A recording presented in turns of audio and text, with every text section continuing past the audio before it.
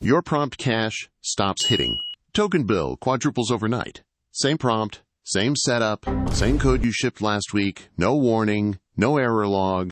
Anthropic just shipped the thing that tells you, with one new field on the response, exactly which token broke it. Okay, so quick recap for the mixed crowd. Prompt caching is how the Claude API saves you money when the start of your request is the same as last time. Long system prompt, big document, list of tools. Drop them in once. Claude reads them, stores the prefix on its end. Next request hits the cache, you pay roughly 1/10 the input price for that chunk. Response comes back faster. The catch, and this is the catch the whole video is about, the prefix has to be byte for byte identical to the previous one. One character off, the whole cache misses, and the API just quietly bills you full freight. Here's the part that gets everyone. The break almost never looks like a break. You interpolate a timestamp into your system prompt, just for logs. Your wrapper reorders a tool in the array on a retry. Some library reserializes assistant content blocks differently when you replay the conversation. From the outside, the request looks identical.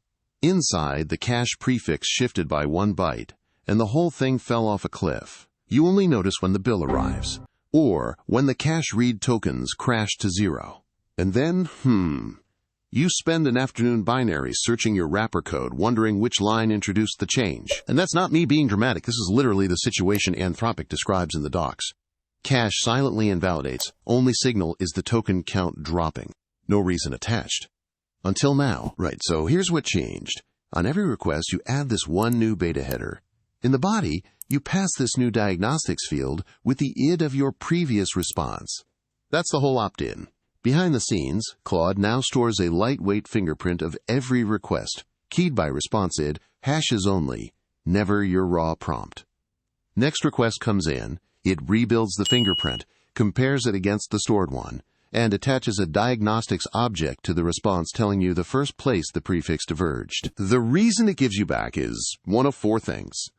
Model changed, somebody, maybe a router, an A/B test, a fallback, sent the next turn to a different Claude. Caches are per model, so that resets it. System changed. The system prompt isn't byte stable. Classic timestamp or session ID leak. Tools changed. Tools were added, removed, reordered, or the schema serialized non-deterministically. And messages changed. The model and tools all match, but earlier history was altered, truncated, or your library reserialized an assistant turn instead of echoing it back verbatim.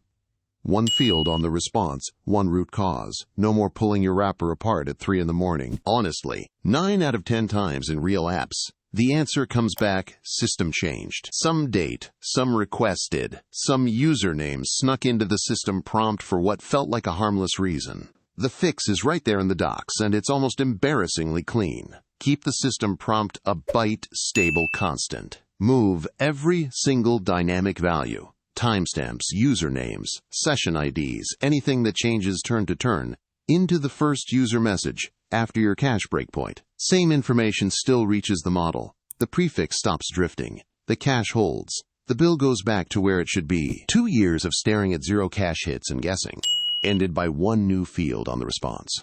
If your product ships anything serious on the Claude API, flip this beta on tonight. You'll find a cache leak in your code within an hour. I'll bet on it. We're going deep on Claude. Grow with us. Like, subscribe, comment what you think.